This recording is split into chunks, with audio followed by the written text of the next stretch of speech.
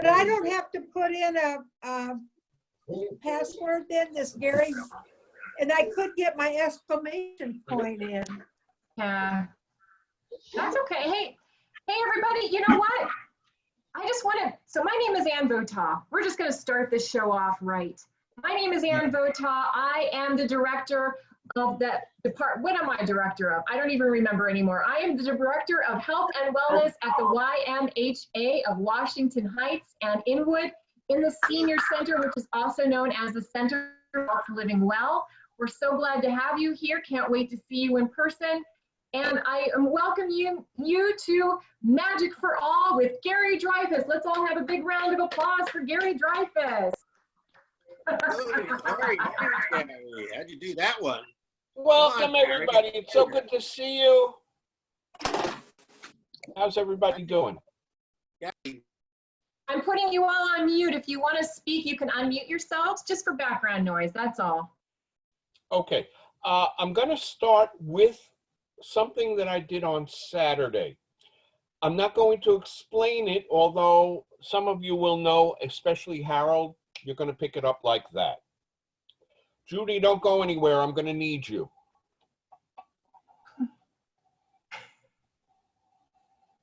Oh, high tech.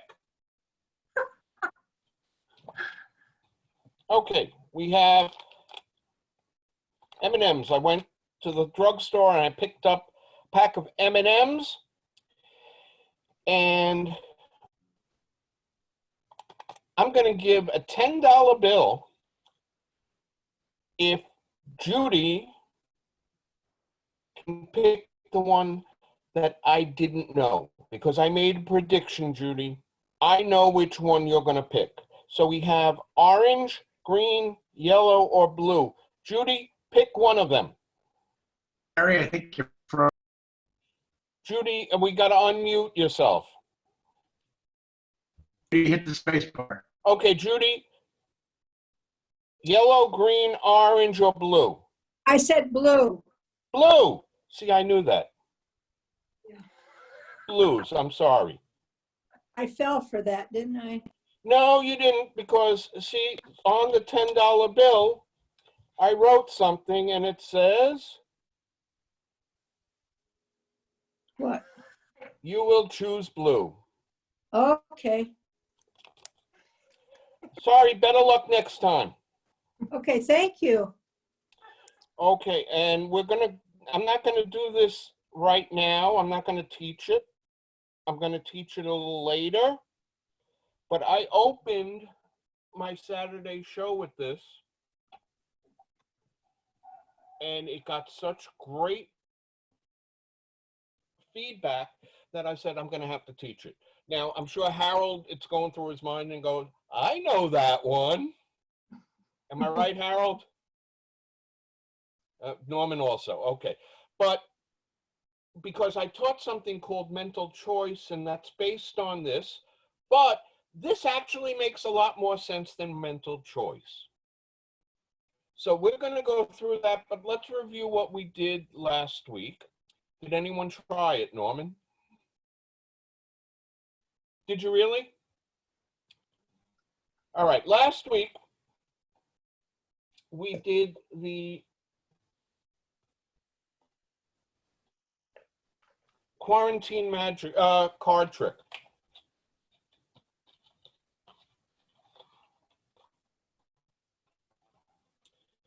And I'm probably going to do this on Saturday. Okay, I'm in trouble here. Oh, there we go.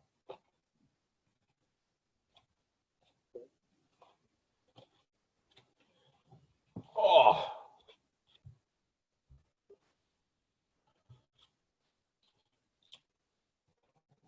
Let me get dressed for this.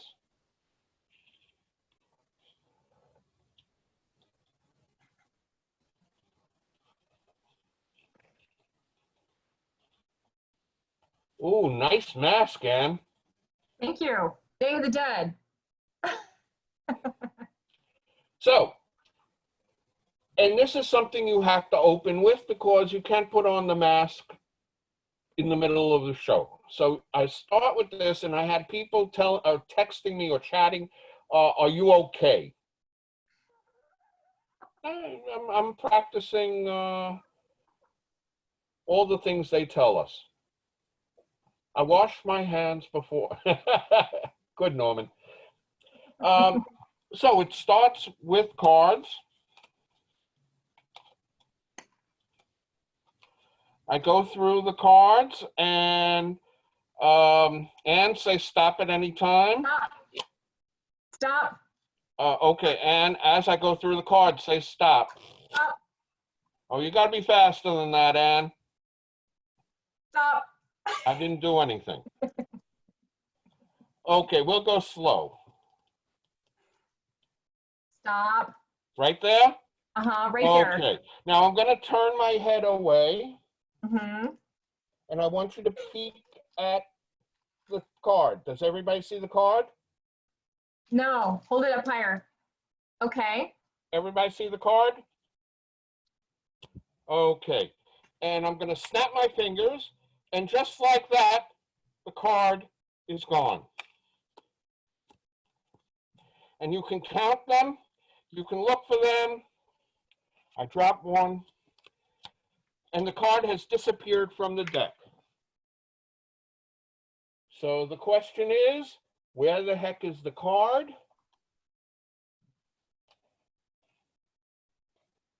And it's right there. Norman. Oh, Yeah. that was great. And again, That was this cool. That gets, was cool. yeah, it gets caught on my hearing aid.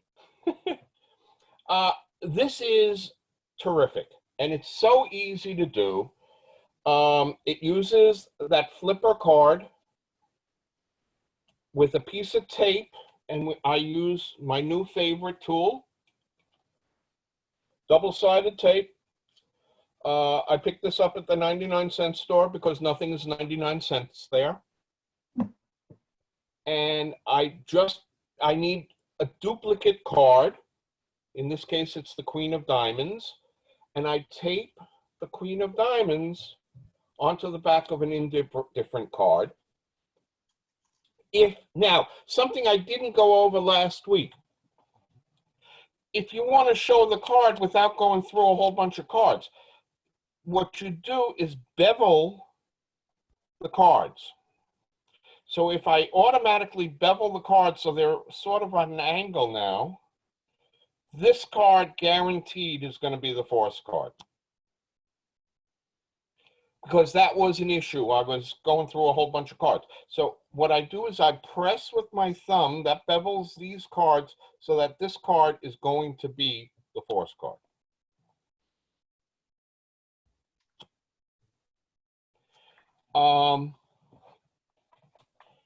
It's a terrific opener, but it has to be opened because you're coming out with a mask on, and then you're taking off the mask.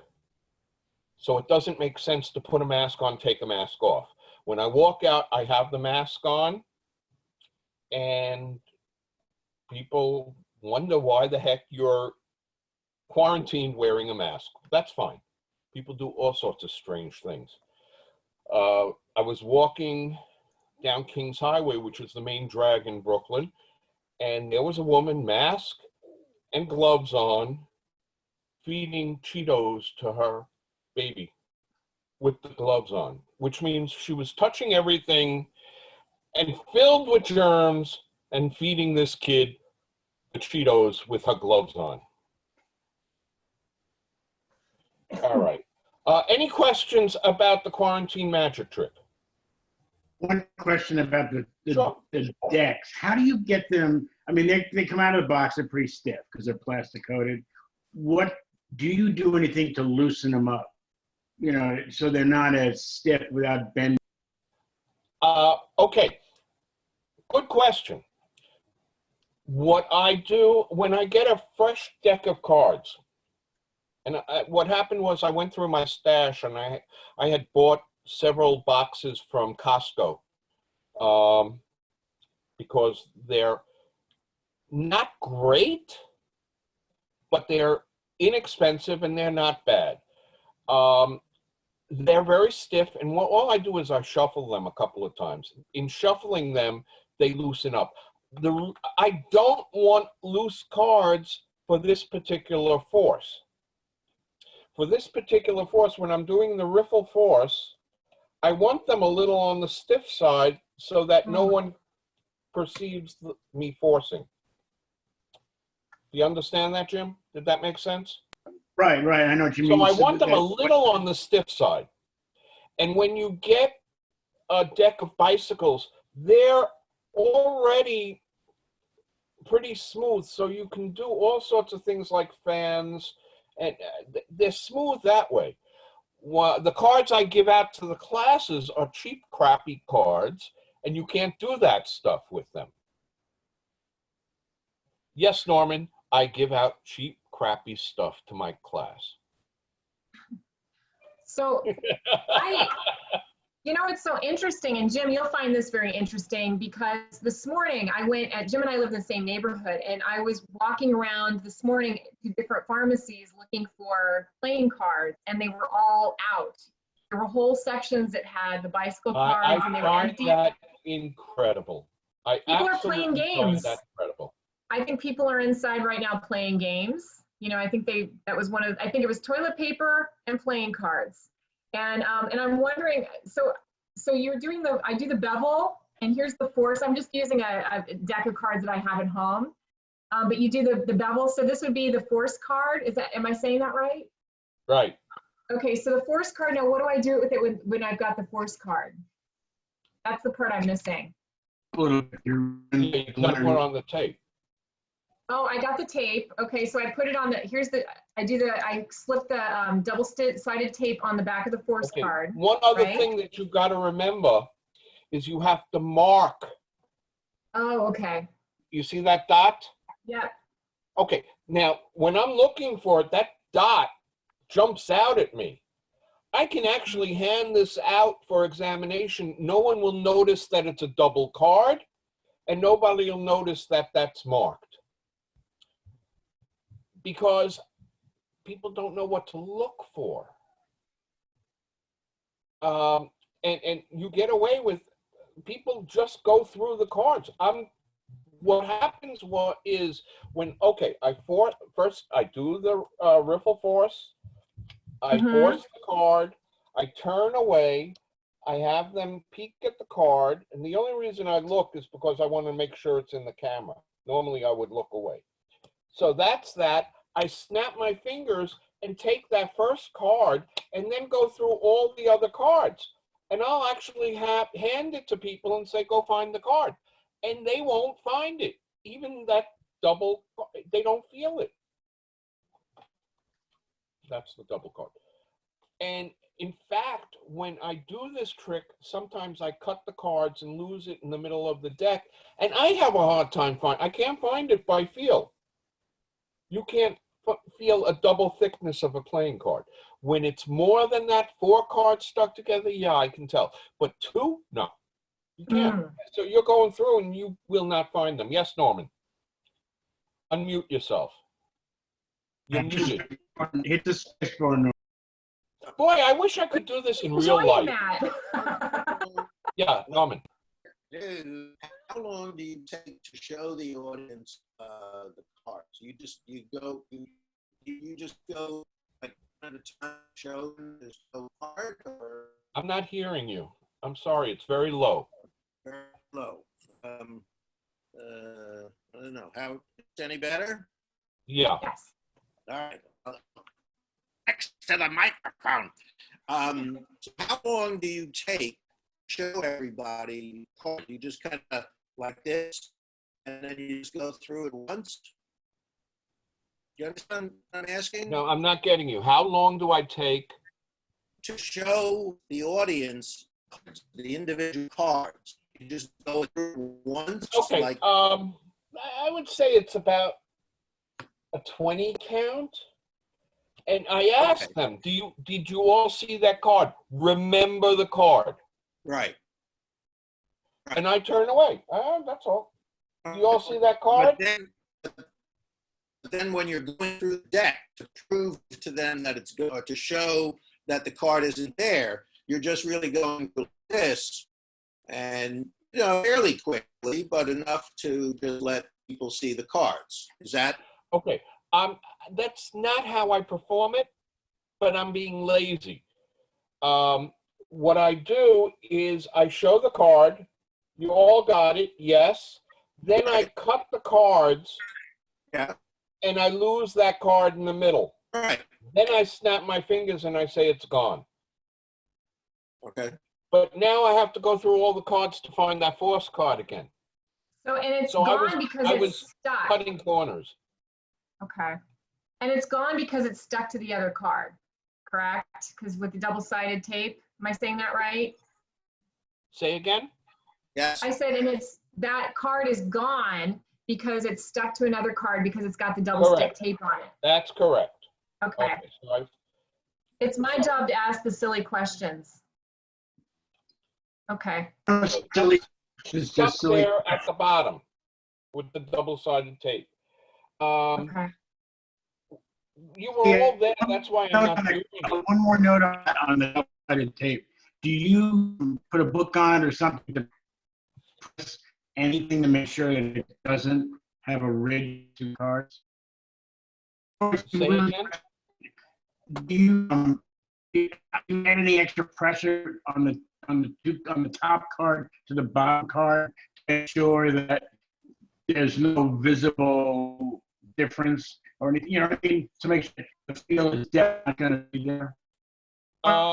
There is no visible difference. I have several of those cards made up, and if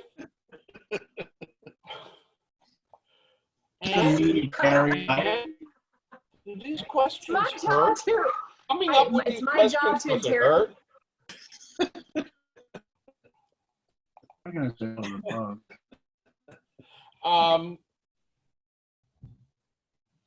I'm looking.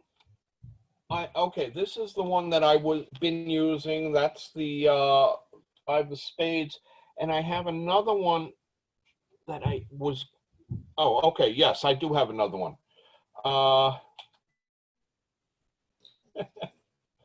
Okay. My poll couldn't go through. I don't know what happened. That questionnaire. I didn't make this up. Okay, so I'll make this up. What happens is if I decide, okay, I have an extra 4 of diamonds lying around. So I'm going to do it with the 4 of diamonds. And it can be a different deck. It's okay, because all you're showing is the front of the card, the face. So you could get away. I prefer using the same deck, but you could get away with it. So I'd have 2 4 of diamonds, and I didn't break up a deck. I had a couple of cards lying around. So I took that, and now it's just a matter of deciding which card I'm going to use to attach to the 4 of diamonds. I decided on a queen of clubs. If I'm using a spot card, a number card, I want a court card because it's that drastic a difference. Then I take,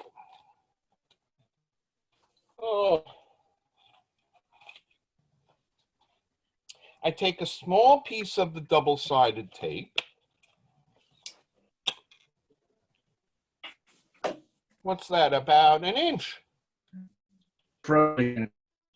And I tape that to one side of that court card. And what I do is I line it up. I didn't press down so you can see it. I line it up with the line over there. Then I take the card I'm going to force, line them up carefully, and press down a little bit. Now that's going to come right apart. That's going to come right apart right now. So what I do is I put this in between the entire deck, somewhere in the middle,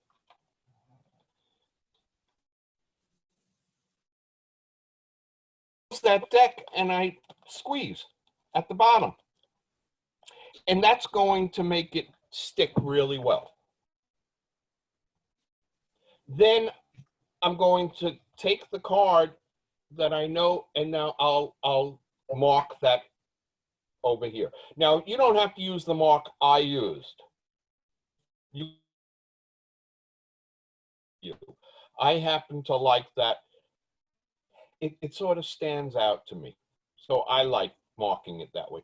That's a very important part, though, that you mark it. Because if you don't mark it, you'll never find the card. So I'm actually helping you out. Okay. On a deck with a busy backlight that's dark and has some white, would you ever use white out on the spot, or do you use?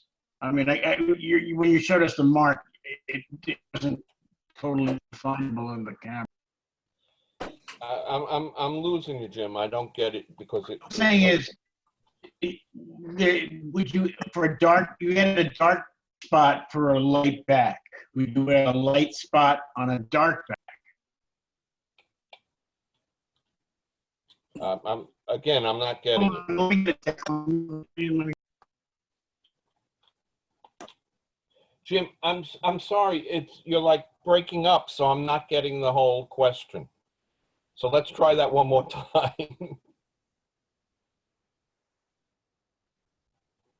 Oh, okay. Now you're muted. You're muted. Yeah, it's Zoom.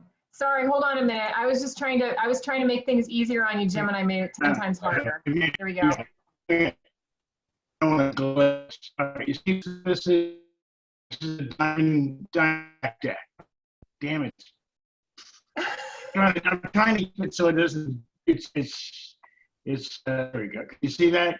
Can you see the, all right. So, so a thing like that, would you use, to make one of these a white, extra white, so they find it? Let me show you the deck, how they look. I'll pull one out, just pull one out random. In the showboat to see, God. Let me see if I can use this light a little bit. All right, there we go. That's a little piece of paper diffuser. All right, you see what I'm talking about? See those rows of white? If you take one of the squares out and edit and make it white, would that be the way to go? Would you, where would you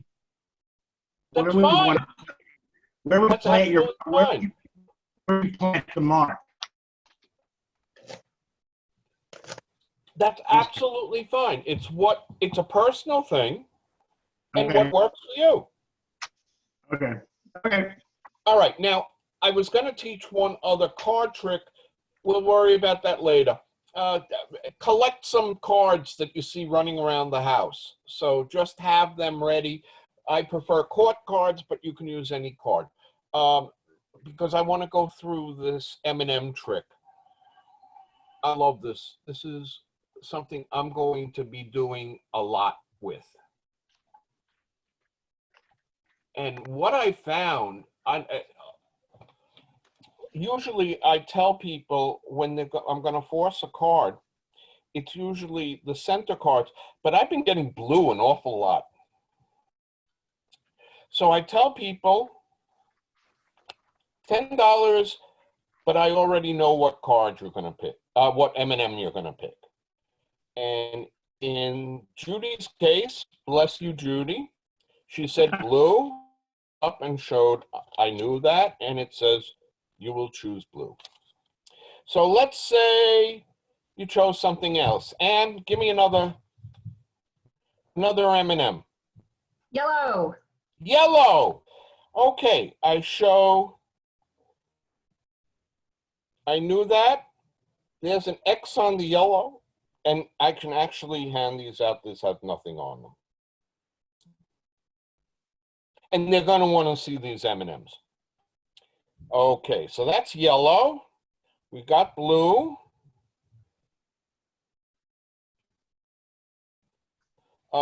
Jim? Name another M&M. Red. I didn't hear you. Which? Red. Green? Red. Oh, Red. no. It's Red. the ones out here.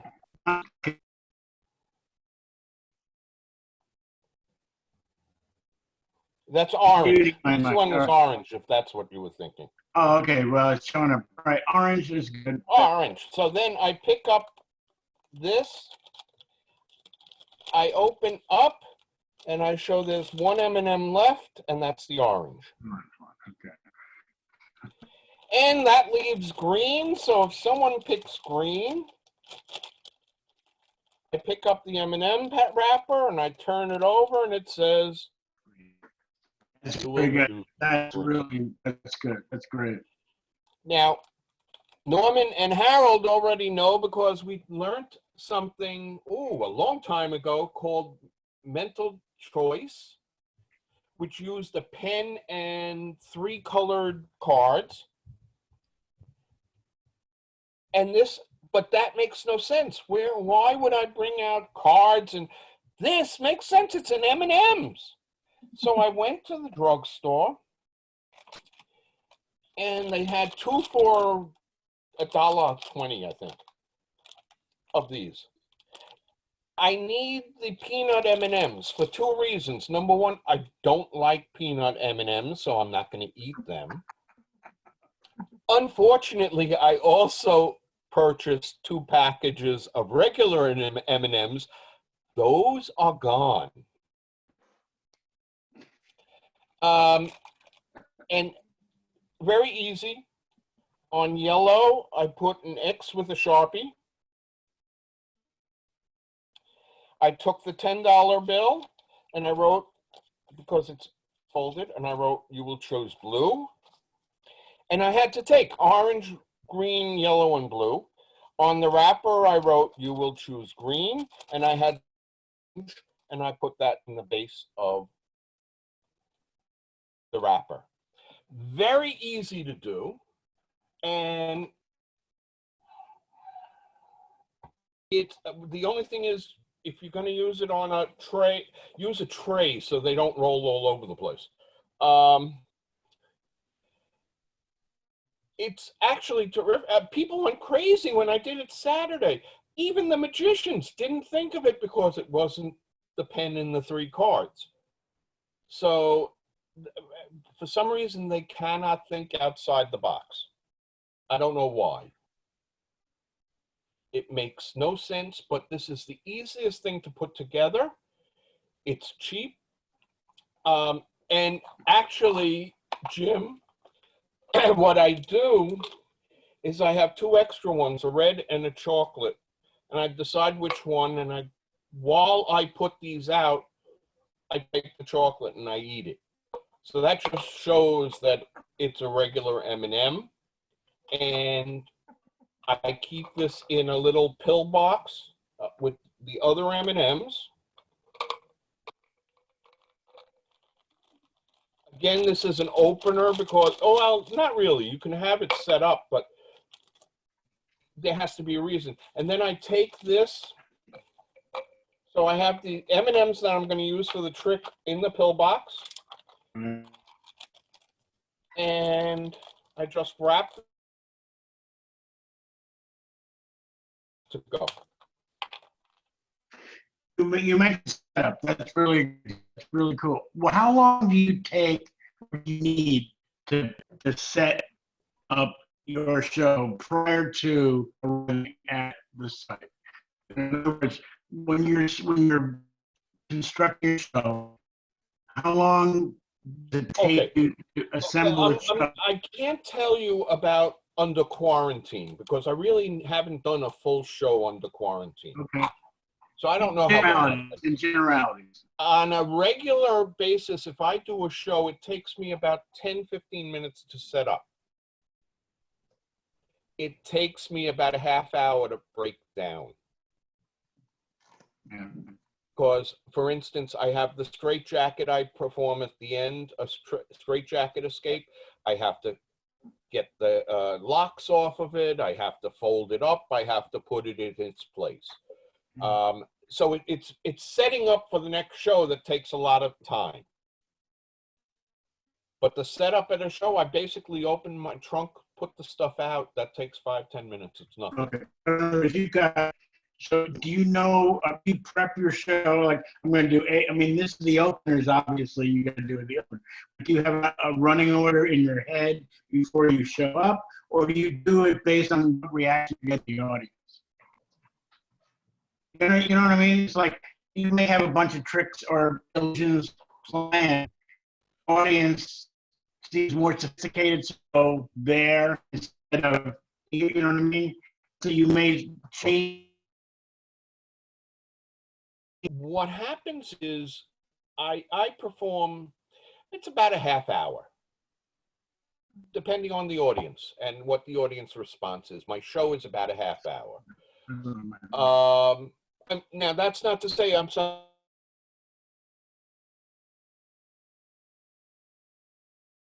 I usually put up enough for 40-45 minutes.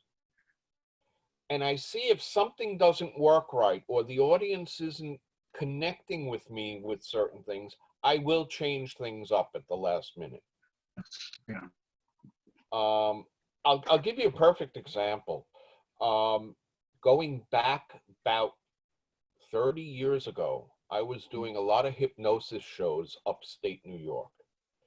And I got to a bungalow colony, and they were all Hasidic, ultra-Orthodox. Now, one of the things I did in a hypnosis show, I would touch people's shoulders, I would touch their... Now, I wasn't allowed to touch any of the women. In fact, there was a curtain going down the audience, men on one side, women on the other. It became a real challenge. So what I wound up doing is more of a mentalism show, a couple of things with hypnosis, but it was really a mentalism show, and they really didn't know the difference, and they loved it. And then I learned that I asked what kind of bungalow colony is, and I did research before. But that was very challenging, and that taught me sometimes you have to go away from your script and be prepared for something else. But that's true in everything. Hey, have you ever had a trick bomb where either you missed a step or you slipped? Because when I was a kid, you know, I have a golf ball. When I was a Cub Scout, this is a true story.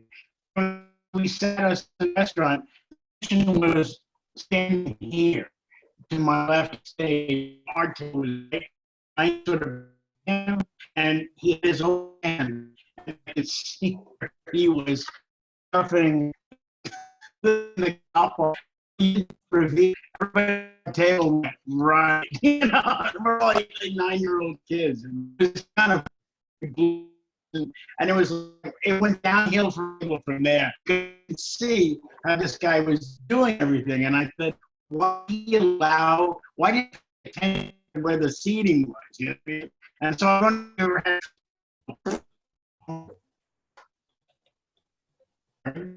You froze again. Yeah. Hey, Gary, in any of your magic shows, have you ever done anything like this? Wait, mine's No, going really it's too valuable. That was very good, Ed. And that was my magic trick, y'all. Usually it's a rabbit, but that's okay. Not in quarantine, it's toilet paper. I know. There was another point I was going to make. Oh, this Saturday, we have a magic show, just like we do every Saturday. The difference is a very old friend of mine, going back about 40 years, do a favor. He has a Down syndrome child who's celebrating his 40th birthday, and he promised they were going to have this huge celebration. His son lives in a group home. They haven't seen, they FaceTime, but they haven't seen him.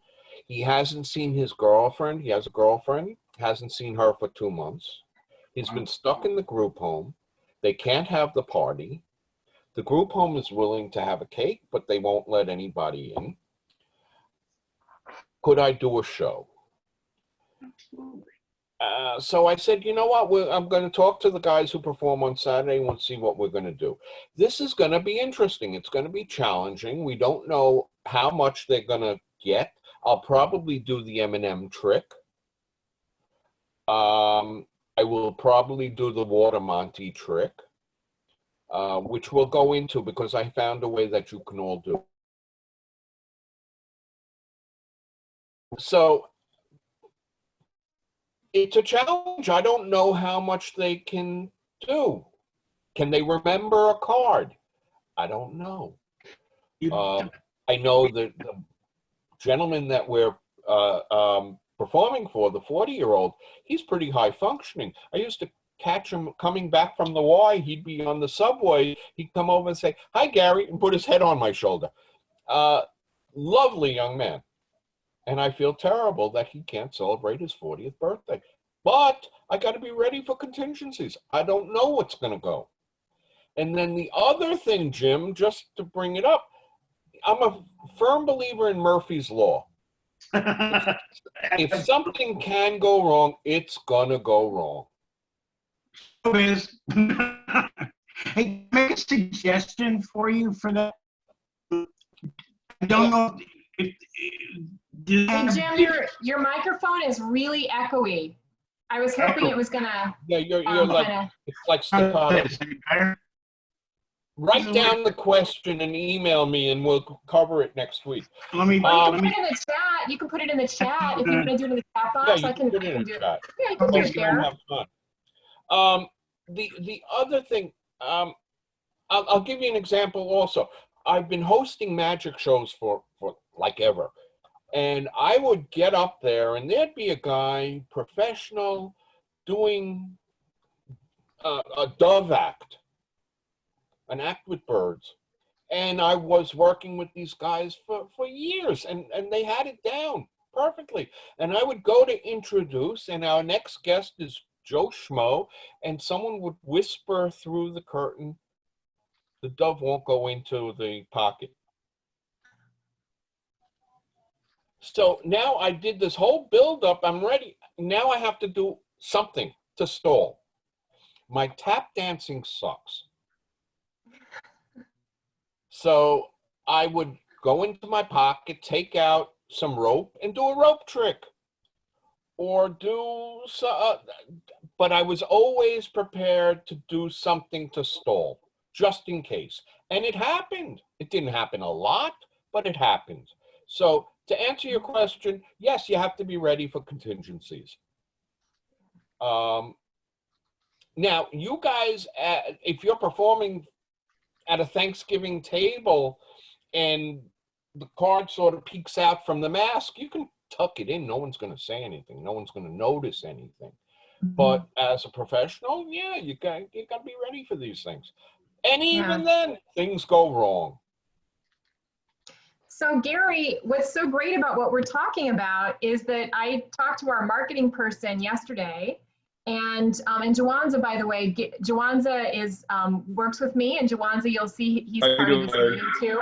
Hey, Hi, Jawanza. He's helping me out here. So either on June 3rd or June 10th, we're going to try a virtual magic show.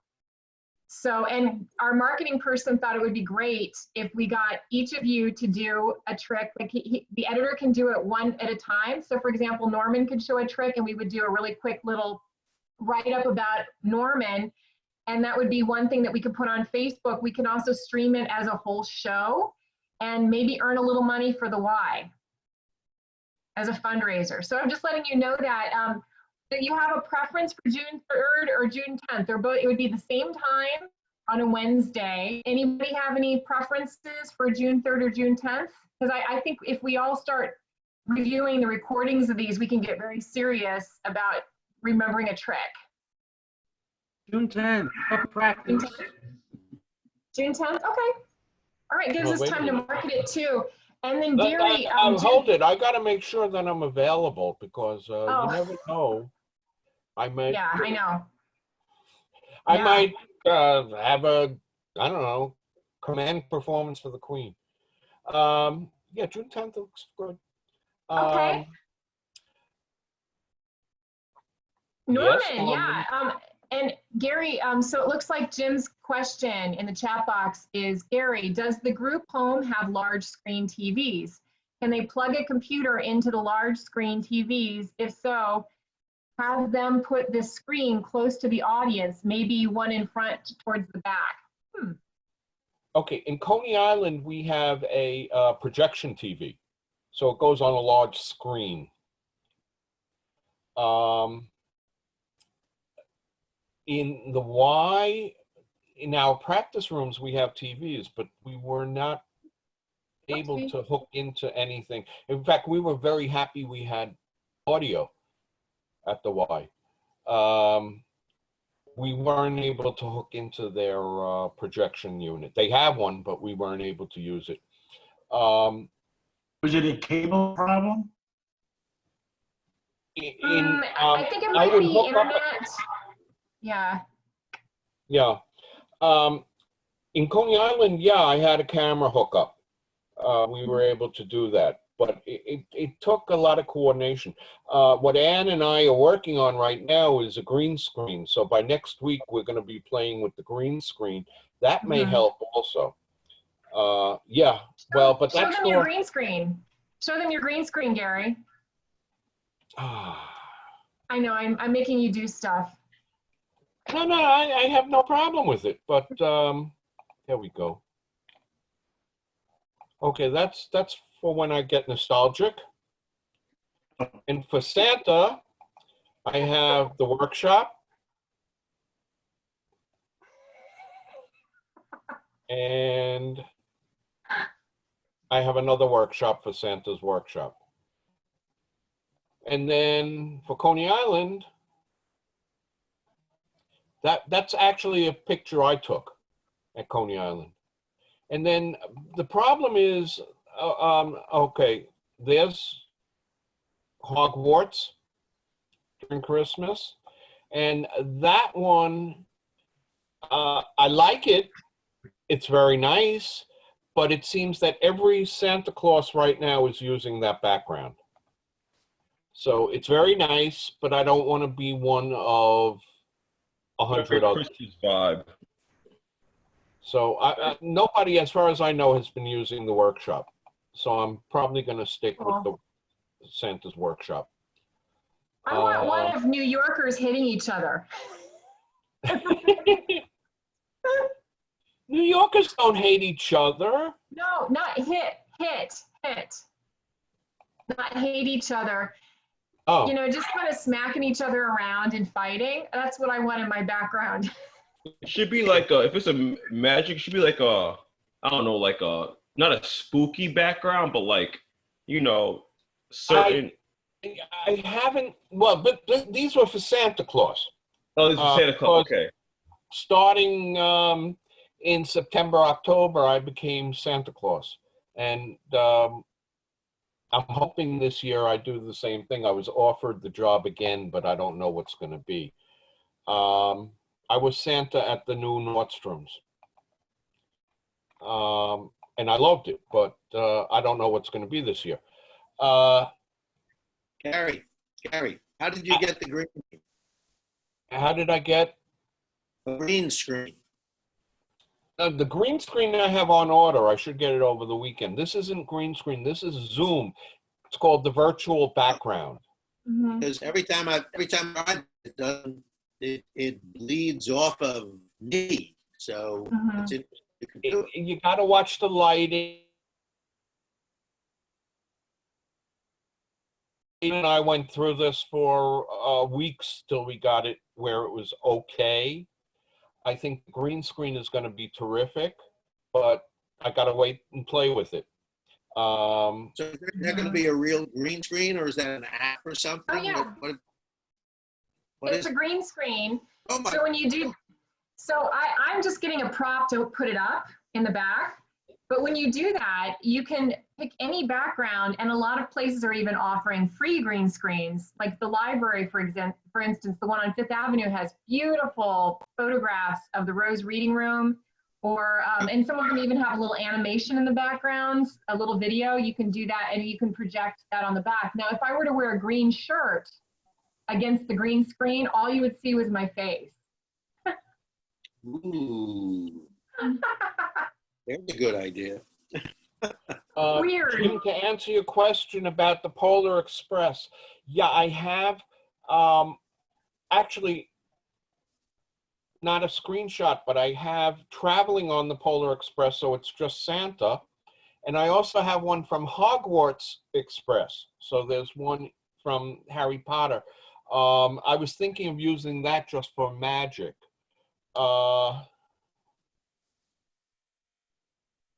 I can't read it. Okay. I don't know how accurate this is now, but Carnegie Hall also has Zoom backgrounds if you want to send the stage. And Carnegie Hall. Carnegie Hall. Okay. It came through my email the other 2 days ago or something like that. Or whatever. Yeah. So right now I'm in the process of experimenting, is what it is. Mm-hmm. I'm finding what works, what doesn't work. And you can get different TV shows, like General Hospital has different, you can use their sign-in room. I've seen people do CSI laboratories. You know, some of the big TV shows are letting you can do use Star they have Trek, you can branded. do Star Wars, you can do Game of Thrones. I have the throne from Game of Thrones. Mhm. Yeah, you can go nuts, but it's what you're going to use. And maybe if, you know, when we're doing the magic show, if you also want to challenge yourself and come up with a good virtual background, one that's appropriate for children, that could be neat too. I haven't found one that I like for the magic shows. Because also, don't forget, I'm using my hands. So when you have the virtual background and your hands come back and forth, it fades into the virtual background. So I haven't used it for the show other than talking. I'll give you an example of what I used the last show. Here. So that will look familiar to some of you. That is the Matrix Force. And I give people what to do, and they wound up landing on what I wanted them to land on. I'll do it next week. I'll show you. But I'm able to bring that up and block myself. That took also a few days to learn how to do it. So it's all brand new stuff that I'm learning and we're experimenting with, and some of it works and a good portion of it doesn't. So luckily I have time to play with this stuff. That's all I have is time. So before we go, Gary, I have a quick question from one of our participants who will remain nameless. Who cuts your hair in quarantine? Oh, geez. I need a haircut. This is terrible. No, we think your hair looks great. We were just wondering, we know your wife is behind the curtain someplace. We were wondering if your wife ever cuts or does your hair. Okay. I'm surprised that we haven't killed each other after 2 months. So think this through. Am I going to actually give her something sharp? Yeah, I heard it say never let your wife. And then expose my face to that? That's not going to happen, people. That was a serious topic. They said never let your wife cut your hair. No, actually, I need a haircut desperately. I figure I'll look. I never had a ponytail before, so it's start out, Gary. I mean, I'm not gonna lie. I've been on YouTube and I researched how to cut my own hair, and I've been doing that. Invested in myself. I have this trimmer that I use when the beard isn't growing out, and I was thinking of using it for my hair. Once you start, that's a commitment, And I'm not ready for No, it's not. I'm ready to be committed, but not for a commitment. I use it on the side. I have no idea what I'm doing, but occasionally somebody says, "Oh, your hair Yeah, looks well, good today." What I do is, yeah, that looks good. That's how I go out. So that's it. I'm not. If you guys are interested, just drop me a note and I'll send you the link for Saturday's show. If not, then next week,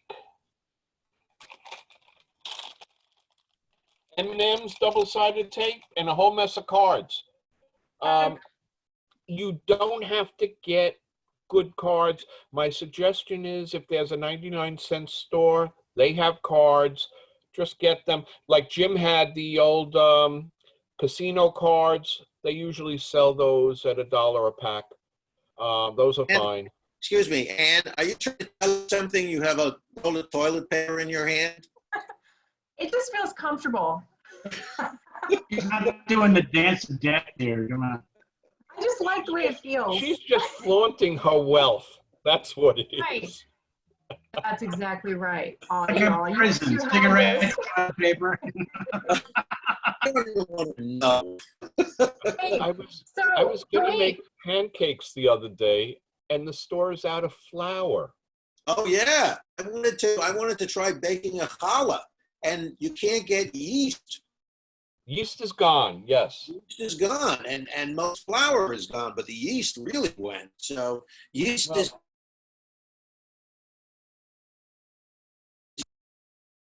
good. Norman, that So, joke was everybody- bad. Year with toilet paper, that's right. Listen, Thanks, Jim. I have to go. I have to get on another meeting. All If right. you all want to sit here and talk to Gary, I'll let you sit. You know, I'll leave it open if you want to hang out with Gary. But I have to get going here. And can I get a picture of everybody?